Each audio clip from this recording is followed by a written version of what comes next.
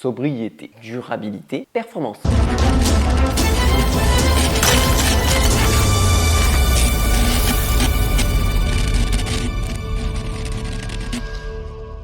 Salut les sportifs, moi c'est Serge Sportini, bienvenue sur ma chaîne YouTube. Qu'il fasse beau, qu'il fasse chaud, qu'il fasse froid, le sport doit être là. On voit là Tomir 2 de chez Normal. Normal, avant que je me renseigne sur la marque, avant que je reçoive les chaussures, je ne savais absolument pas ce que ça voulait dire. C'est en fait un morceau de la Norvège et de Majorque, en fait tout simplement d'où viennent les créateurs de la marque, qui est Camper et Kiki, Kilian Jornet, oui monsieur Jornet. Donc bon, je pense que le petit monde du trail running connaissent Normal parce que ça avait fait un peu des vagues à la sortie 2022 si je m'en souviens de l'année. Mais peut-être que tu auras cette vidéo, que tu connais absolument pas cette marque, donc voilà, ça c'est le petit historique rapide. Il y a eu une première version, je les avais testés un petit peu, mais j'avais pas pris le temps de vous faire une vidéo parce que pour tout vous dire, j'avais pas fait pour moi assez de kilomètres et assez de sorties avec celle-là pour pouvoir éditer une vidéo. Là, les Tomir 2, c'est pas une vidéo sponsorisée, je te le dis tout de suite. Normal m'a envoyé la paire de bons pour les tester, mais n'a pas sponsorisé cette vidéo ni toute autre marque extérieure. Donc tu seras sympa de mettre un pouce bleu, oui, pour le taf que je fais quand même pour cette vidéo, et t'abonner à la chaîne si ce n'est pas déjà fait, ainsi que d'activer les notifications. On sait que ça fait que l'algorithme fonctionne mieux pour nos chaînes YouTube, donc c'est pour ça que tu l'entends sur à peu près toutes les vidéos YouTube. Merci les sportifs. Allez, vif du sujet. La Tomir 2. En statistique, qu'est-ce que ça donne? Donc sur un 42,5, 270 grammes. Drop de 8, stack 33 à l'arrière, 25 à l'avant. Voilà, j'ai posé les chiffres direct, rentre dans le vif du sujet.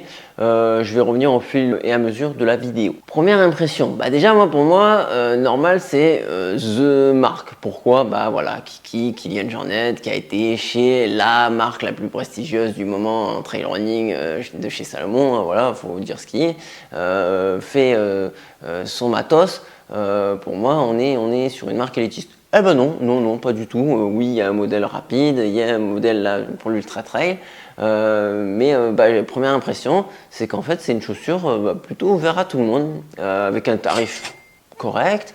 Et quand tu mets ton pied dedans, c'est pas désagréable, c'est pas du béton comme ce qu'il avait l'habitude de faire auparavant ou sur les versions précédentes quand même, qui sont un petit peu plus élitistes. Voilà, ça c'est pour la première impression. On va rentrer encore plus dans le détail. Le mesh de la chaussure, c'est du Ripstop.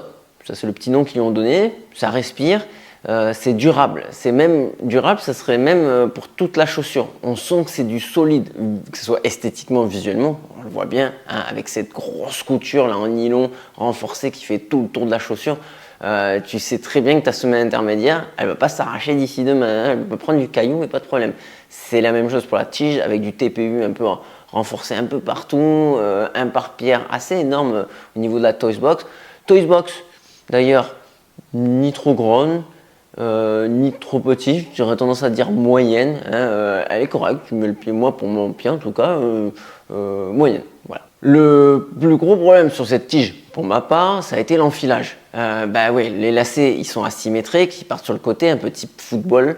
Je suis pas super fan du côté esthétique, c'est peut-être parce que j'aime pas le football. Enfin, j'aime pas le football. Je suis pas fan du football. Voilà, ça n'empêche qu'il faut desserrer vraiment bien ton lacet pour pouvoir enfiler confortablement ta basket. Tu peux pas faire le feignant et laisser le lacet dessus. Ça marche pas. Hein. Voilà. L'avantage par contre, tu l'auras deviné, c'est un peu complexe à mettre, ça veut dire que ça tient très bien le pied et ce lacet asymétrique que j'apprécie pas de premier abord, il s'avère plutôt confortable puisque du coup ça dérange pas au niveau du coup de pied. Mais en fonction de ton ergonomie, ça peut un peu déranger, le fit peut te déranger au niveau de ton coup de pied. Donc là, c'est important d'essayer la basket en magasin. Le lacet, puisque je suis dessus, il est cranté, il est très bien fait, il tient du feu de Dieu, ce qui n'était pas du tout le cas sur la première version. Il est très très grand, il est immense, je sais pas pourquoi il est si grand d'ailleurs, j'aurais bien envie de le... Je me dis quand même, ce jour je vais le couper, parce que sinon il faut le bloquer dans ta chaussure, enfin il faut le bloquer, tu te débrouilles, tu les mets dedans, en travers, en dessous, mais ça se balade dans tous les sens parce qu'ils sont très grands. Bon, c'est pas très grave, mais voilà, à noter. La languette, un petit peu plus basique, semi-emprise, très très fine, mais avec un petit renfort mousse, elle ne me dérange pas, elle ne bouge pas trop, voire même pas du tout. Rien de particulier sur celle-ci. Donc du fait que voilà, le col il est très serré, la languette elle est aussi un peu petite, et la symétrie fait que bon voilà, t'arrives pas à enfiler le pied tout de suite dedans. Mais le col donc il est bien rembourré et du coup ça c'est confort, il n'y a pas de problème, le talon il se décolle pas, la tige est plutôt fitée sur le haut du pied, l'avant il y a quand même un tout petit peu de volume. Tu ne risques pas d'avoir les malléoles qui frottent, ni le tendon d'Achille d'ailleurs qui remonte un petit peu, mais ça va, moi en tout cas zéro gêne sur de nombreux kilomètres. Je passe à l'intérieur, semelle ortholite qui est amovible, donc tu peux l'enlever si tu désires, qui amène un petit confort supplémentaire quand même, faut dire ce qui est, mais c'est pas révolutionnaire. Semelle intermédiaire, là beaucoup de choses à dire. Déjà elle est très visuelle, elle est très esthétique, elle est racée, moi je l'aime bien. Puis elle fait vraiment baroudeuse, solide, visuellement déjà.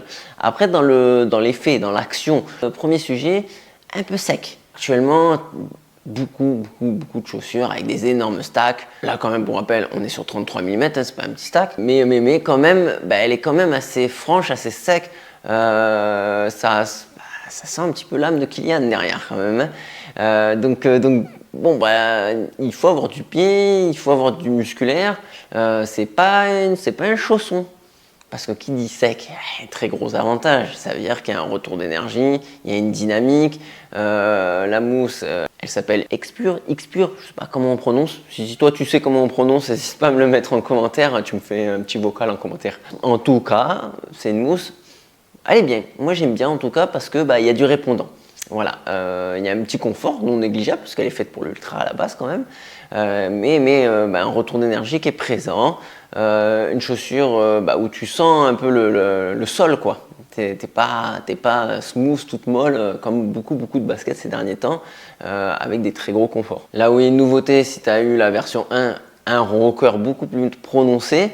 Dans la foulée, c'est plutôt dans la fatigue que ça va être intéressant. Elle te fait repartir un peu en avant. Si tu es très gros talonneur, elle t'accompagne dans ta foulée. Si tu es médio-pied, bon, ni chaud ni froid. Mais c'est pas non plus une super chose d'athlétisme. Attention, hein, tu pars pas littéralement en avant comme sur de l'athlé. Je passe à l'extérieur, le grip. On est sur la Lake Base Mega Grip de chez Vibram.